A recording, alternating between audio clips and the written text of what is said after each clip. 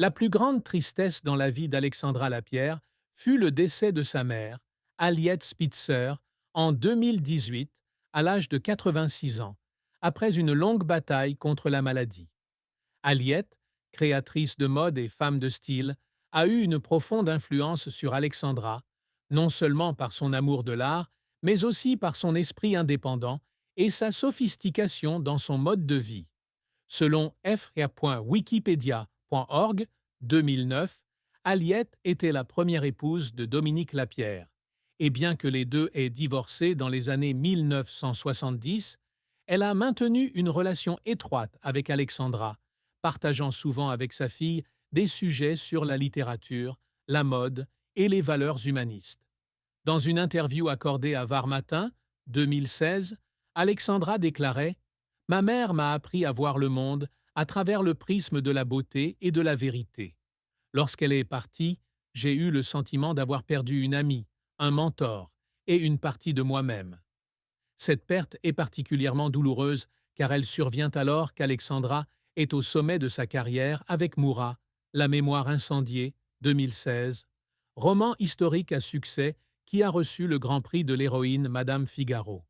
Selon Gala, 2018, Alexandra a annulé plusieurs séances de dédicaces à Paris et à Londres pour retourner à Ramatuelle, où elle a organisé une petite cérémonie commémorative pour sa mère. Dans une publication Instagram du 15 novembre 2018, Alexandra a écrit « Maman, je continuerai à raconter des histoires de femmes fortes, comme tu me l'as appris. Mais je suis triste que tu ne sois plus là pour les lire. » Cette tristesse devient encore plus profonde quand Alexandra est confrontée à la responsabilité d'être mère de sa fille Garance et à la pression du travail sans le réconfort d'Aliette. Cette tristesse a été renforcée par les difficultés dans ses relations familiales suite au divorce de ses parents.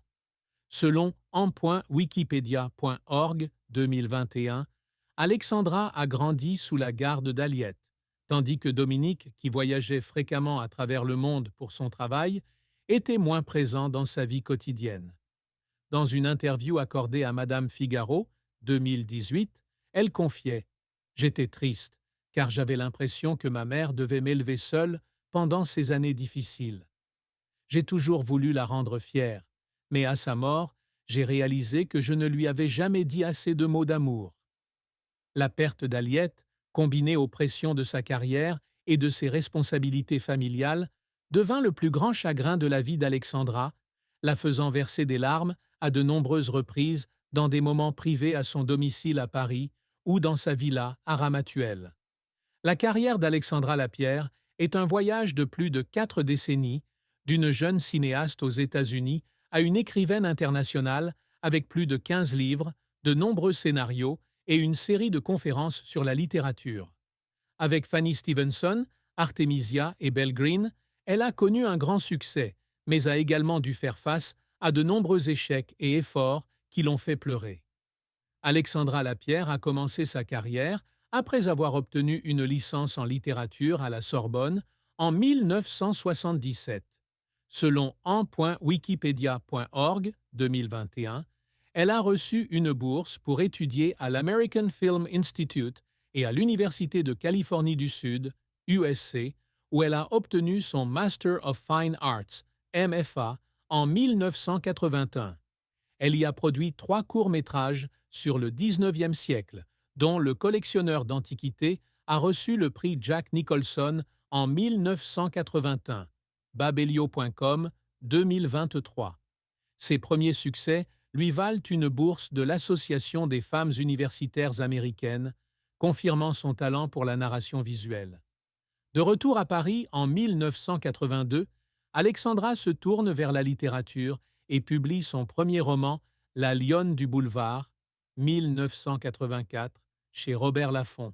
Le livre sur la vie de Céleste Mogador, artiste féminine du XIXe siècle, a remporté le prix du premier roman de la Fondation Paribas et l'a fait passer à la télévision dans l'émission Apostrophe de Bernard Pivot, fr.wikipedia.org, 2009.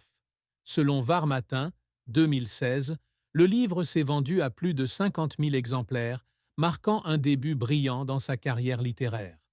Le plus grand succès d'Alexandra est venu avec Fanny Stevenson, 1993, une biographie romancée de l'épouse de l'écrivain Robert Louis Stevenson. Le livre a remporté le Grand Prix des lectrices d'Elle et a été salué par le San Francisco Chronicle, 1995, comme une biographie convaincante et lisible, en .wikipedia.org 2021. Ensuite, Artemisia, 1998, sur la peintre baroque Artemisia Gentileschi, a reçu le prix du XVIIe siècle à la Sorbonne et a été sélectionné comme livre de la semaine par la BBC, babelio.com 2023. Selon le New York Times, 1998, le livre a été salué pour son art magistral dans la représentation de la vie tumultueuse de deux grands artistes, en .wikipedia.org 2021. 2020, ses autres œuvres, telles que You Are My Man, 2008, I Love You Again, Four Parties of the World, 2013, et Moura, L'incroyable mémoire, 2016, ont également connu un grand succès. Tout l'honneur des hommes, autour de Jemel Eddine Chamil, a reçu le prix des romancières et le prix Vivre Plus en 2009. Babelio.com, 2023. I Have Four World Parties, sur l'amiral Isabelle Barreto, a remporté le prix Historia et le prix Armor en 2013. Freux.wikipedia.org, 2009. Moura, la mémoire incendiaire, sur Moura Budberg, a reçu le Grand Prix de l'héroïne Madame Figaro et a été traduit en anglais sous le titre The Woman of a Thousand Names, alexandralapierre.com, 2023. Son dernier roman, L'ardente et très secrète Miles Franklin, 2025, à paraître chez Flammarion, porte sur l'écrivaine féministe australienne Miles Franklin, qui a reçu une attention considérable pour ses recherches approfondies en Australie. Franc, wikipedia.org, 2009.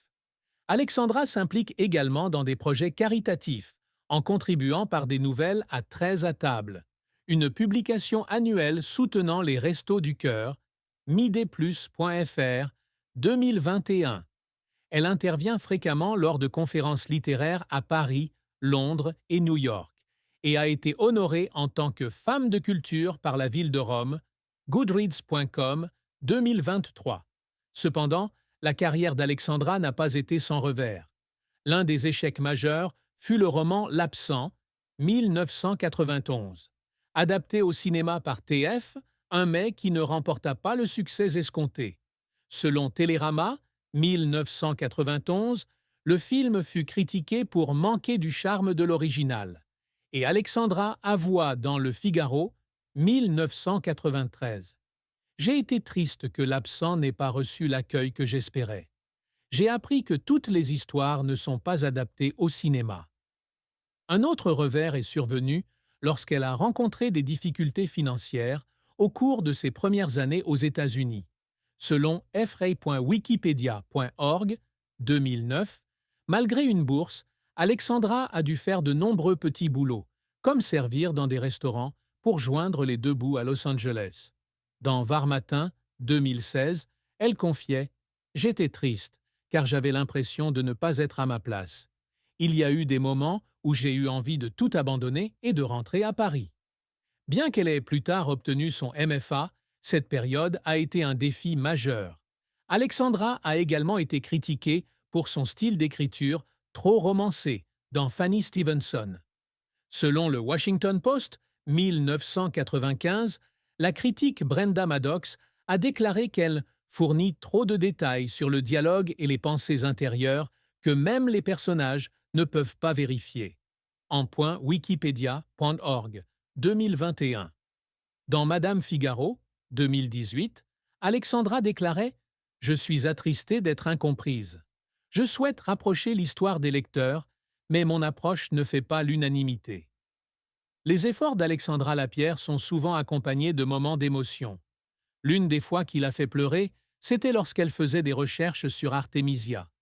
Dans le cadre d'un projet qui l'obligeait à voyager à travers l'Italie, l'Angleterre et la France pour trouver des documents sur Artemisia Gentileschi, elle a été confrontée à des histoires déchirantes de violence et d'injustice vécues par l'artiste. Dans une interview accordée à France Inter, 1999, elle a déclaré « J'ai pleuré en lisant le récit des épreuves d'Artemisia. J'avais peur de ne pas avoir la force de raconter son histoire, mais je savais que je devais le faire. » Le succès du livre, avec ses prix et sa renommée internationale, a été une grande récompense pour ses efforts. Un autre moment fut celui où elle écrivit « Moura », la mémoire incendiaire. Dans le cadre d'un projet de 3 ans, elle a voyagé à travers la Russie, l'Angleterre et les États-Unis pour recueillir des documents sur Moura Budberg, une espionne et maîtresse de nombreuses personnalités célèbres. Dans Var Matin, 2016, elle confiait « J'ai pleuré d'épuisement et de pression.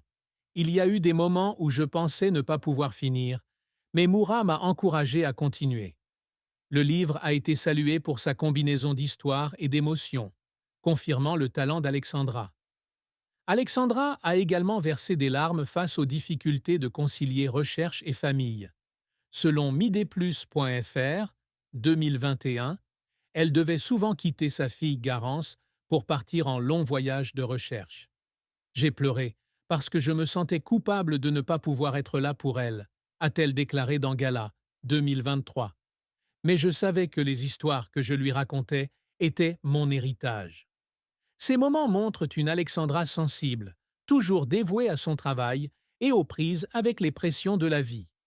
La fin de vie d'Alexandra Lapierre fut triste avec le décès de son père, Dominique Lapierre, le 2 décembre 2022, à l'âge de 91 ans, à Sainte-Maxime, dans le Var. Dominique, écrivain et philanthrope connu pour des ouvrages tels que Paris brûle-t-il et La Cité de la Joie, ont été